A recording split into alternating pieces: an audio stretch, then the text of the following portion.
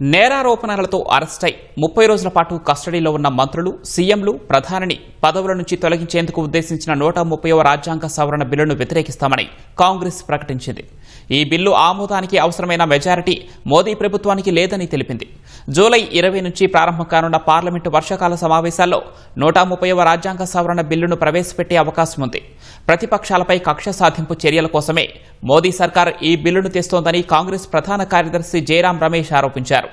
ఓ మంత్రి క్రిమినల్ కేసులో 30 రోజుల పాటు కస్టడీలో ఉంటే 31వ రోజు వారిని పదవి నుంచి బర్తరఫ్ చేసే నిబంధన ఈ బిల్లులో ఉన్నట్లు చెప్పారు.